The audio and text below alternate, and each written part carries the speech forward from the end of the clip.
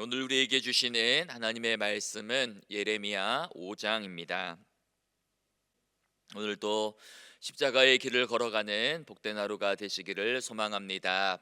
계속해서 오늘 본문에도 유다 백성들을 향한 하나님의 심판의 메시지가 이어지고 있습니다. 1절 말씀을 보면 너희는 예루살렘 거리로 빨리 다니며 그 넓은 거리에서 찾아보고 알라. 너희가 만일 정의를 행하며 진리를 구하는 자를 한 사람이라도 찾으면 내가 이 성읍을 용서하리라 말씀하십니다. 하나님은 예루살렘에서 정의를 행하며 진리를 구하는 자를 한 사람이라도 찾으면 이 성읍을 용서하겠다고 말씀합니다. 이 말씀을 뒤집으면 지금 유다 땅에는 단 한 사람의 의인도 찾아볼 수 없을 정도로 유다 땅이 완전히 타락하고 부패했다라는 이야기입니다. 창세기 28장에서 이 소돔과 고모라 땅은 의인 10명이 없어서 멸망당했는데 지금 예루살렘은 그 시대보다 더 악하고 타락해서 단 한 명의 의인도 찾을 수 없는 상태가 되었다라는 고발입니다. 그러므로 지금 유다는 당장 심판을 받아 멸망당해도 이상하지 않다라는 이야기입니다. 그런데 이 말씀을 가만히 여러 번 읽다 보면 사실 이 말씀 속에는 하나님의 구원의 의지가 더 선명하게 드러납니다. 즉 하나님의 본심은 예루살렘을 벌주고 심판하는 데 있는 것이 아니라 그 땅을 용서하고 구원하는 데 있다라는 것입니다. 정의를 행하며 진리를 구하는 사람 한 사람만 있으면 내가 그 땅을 용서하겠다라고 말씀하시는 것입니다. 목사님, 세상이 온통 악하고 불의한데 나 혼자 선하고 정의롭게 산다고 해서 이 땅이 달라집니까? 세상이 온통 구정물인데 나 혼자 맑은 물 흘려보낸다고 해서 이 세상이 변합니까? 라고 자주 할 수 있을런지도 모르겠습니다. 그럼에도 우리는 이 세상이 악하다고 해서 이 세상의 악에 동조하며 살아가는 것이 아니라 이 세상이 악하기 때문에 더욱더 하나님 말씀을 쫓아서 바르게 정의를 행하며 진리를 구하는 삶을 살아가야 하는 것입니다. 온 세상이 깜깜하고 암흑천지이면 작은 불빛도 크게 비추이는 법입니다. 우리는 하나님이 찾으시는 정의와 진리의 사람으로 살아가야 합니다. 그래서 나를 통하여서 우리 가정이 또 내가 사는 지역이 또 우리나라와 이 땅이 복을 받고 구원을 받을 수 있도록 세상의 빛과 소금이 되는 날마다 정의를 행하고 진리를 구하며 살아가는 우리 모두의 삶이 되기를 소망합니다. 하나님의 본심은 이스라엘을 구원하는 데 있습니다. 그래서 그동안 하나님께서는 이스라엘을 구원하기 위하여 이스라엘을 여러 번 징계하시며 여러 번 치셨던 것입니다. 3절 말씀을 보면 여호와여 주의 눈이 진리를 찾지 아니하시나이까 주께서 그들을 치셨을지라도 그들이 아픈 줄을 알지 못하며 그들을 멸하셨을지라도 그들이 징계를 받지 아니하고 그들의 얼굴을 바위보다 굳게 하여 돌아오기를 싫어하였다라고 말씀합니다. 이것은 예루살렘이 멸망받을 수 없는 이유를 설명하는 것입니다. 하나님은 이스라엘이 회개하며 돌아오기를 원하시고 기다리셨습니다. 그래서 이스라엘을 체벌하기도 하고 징계하였는데 그들의 얼굴과 양심은 바윗돌보다도 더 완고하게 굳어져서 끝내 하나님께로 돌아오기를 싫어하며 돌이키지 않았다라는 지적입니다. 계속해서 예레미야는 그러한 이스라엘 백성들의 죄악을 구체적으로 고발하고 있는데 먼저 4절 말씀을 보면 내가 말하기를 이 무리는 비천하고 어리석은 것뿐이라 여호와의 길 자기 하나님의 법을 알지 못한다라고 말합니다. 여기서 비천한 자들이란 신분이 낮은 사람들, 또 농사를 짓는 사람들, 가난한 사람들을 가리키는데 이들은 여호와의 길과 하나님의 법을 알지 못한다라고 이야기합니다. 다시 말해 일반 백성들은 매일마다 먹고 사는 문제, 생계에만 마음을 빼앗겨 사느라 하나님의 길이 어디 있는지 하나님의 법이 무엇인지도 모르고 그것에 관심도 없었다라는 그러한 이야기입니다. 계속해서 이제 5절 말씀에는 지도자들의 죄를 고발하는데요. 내가 지도자들에게 가서 그들에게 말하리라. 그들은 여호와의 길 자기 하나님의 법을 안다 하였더니 그들도 일제히 멍에를 꺾고 결박을 끊은지라라고 고발합니다. 즉 예루살렘의 지도자들과 제사장들과 예언자들은 여호와의 길과 하나님의 법을 알고 있었지만 그들은 그것을 하나님의 그 법을 멍에로 여겨서 그것을 스스로 꺾고 결박을 끊어버렸다라고 고발하고 있는 것입니다. 즉 하층민들이 먹고 사는 생계 문제에 마음을 빼앗겨 하나님의 법 자체를 몰랐다면, 지도자들은 하나님의 법을 알고 있었지만 의도적으로 그 하나님의 법을 무시하고 하나님께 대들고 반항했다라는 그러한 말씀입니다.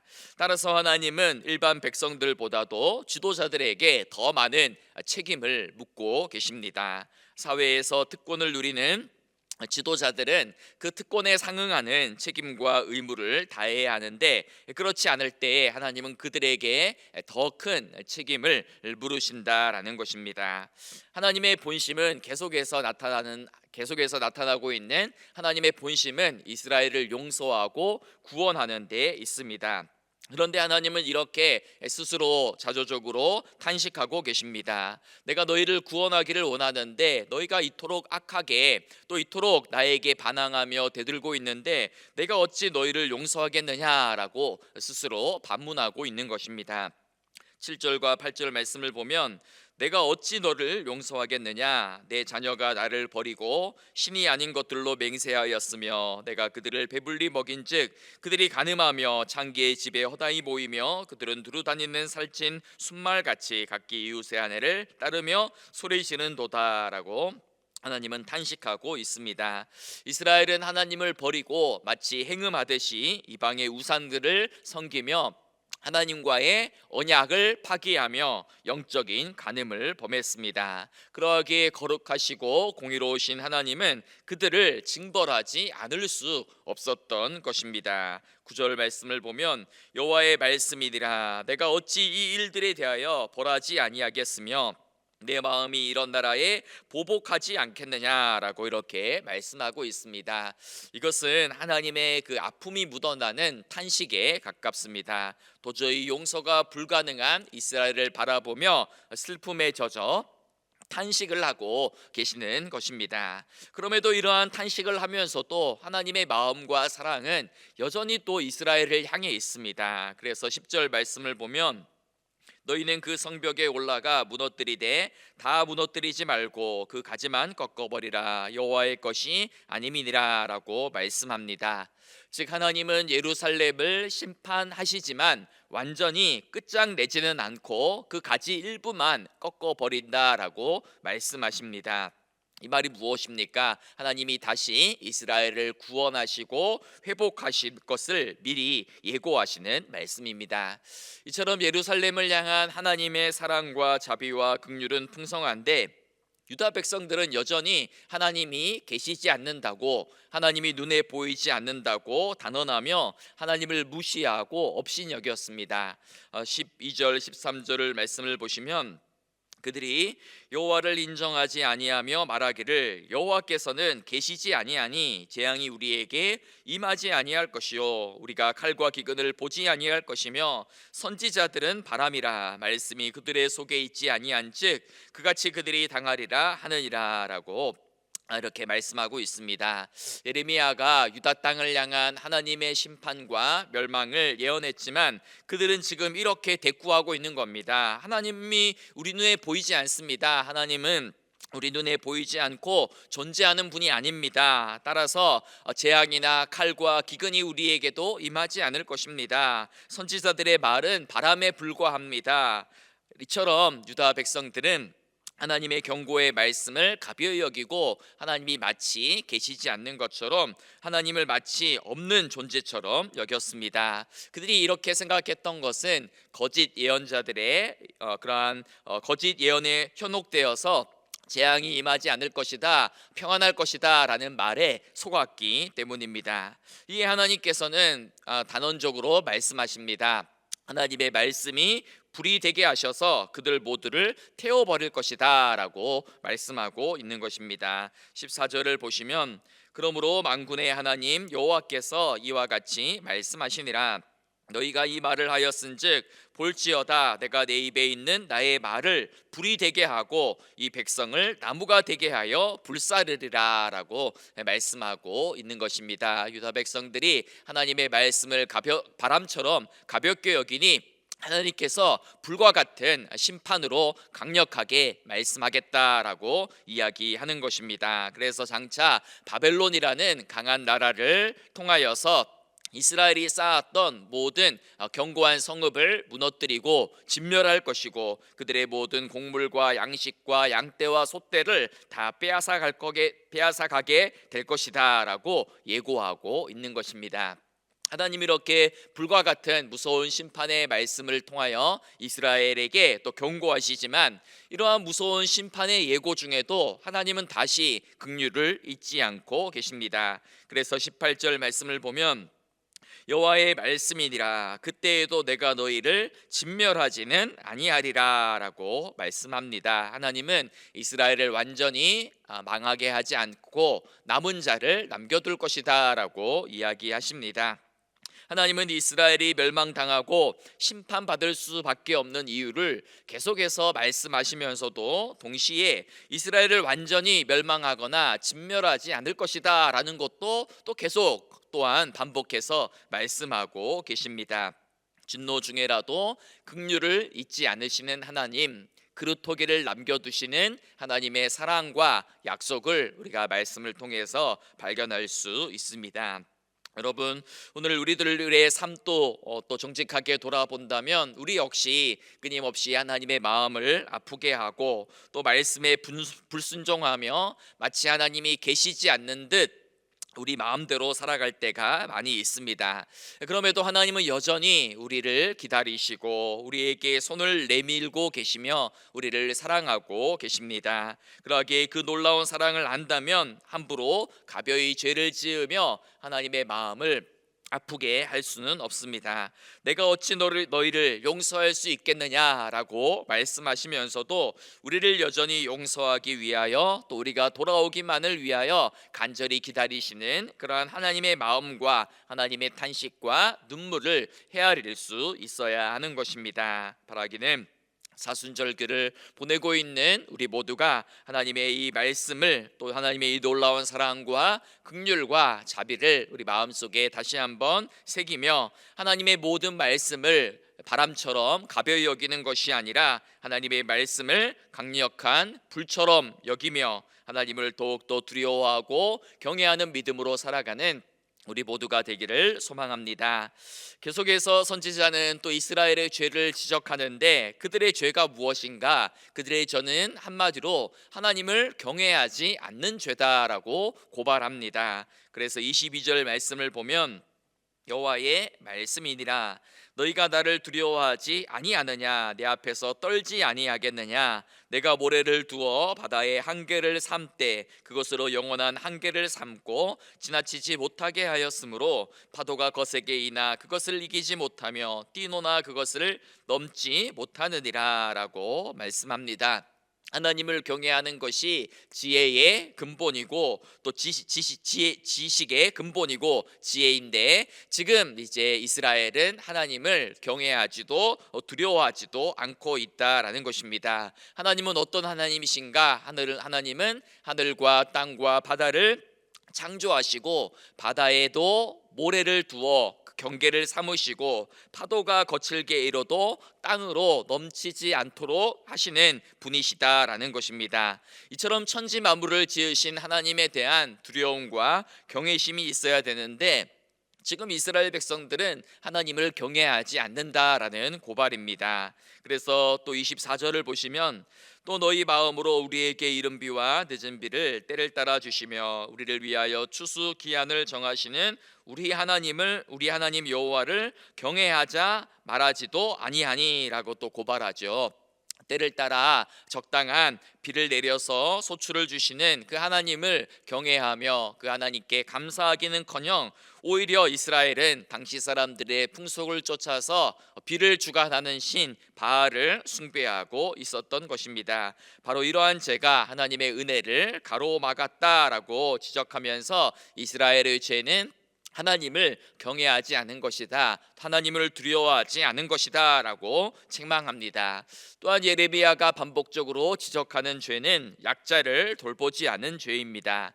28절 마지막 부분부터 보시면, 그러므로 너희가 번창하고 거부가 되어 28절입니다. 살찌고 윤택하며 또 행위가 심히 악하여 자기 이익을 얻으려고 송사 곧 고아의 송사를 공정하게 하지 아니하며 빈민의 재판을 공정하게 판결하지 아니하였다라고 책망합니다.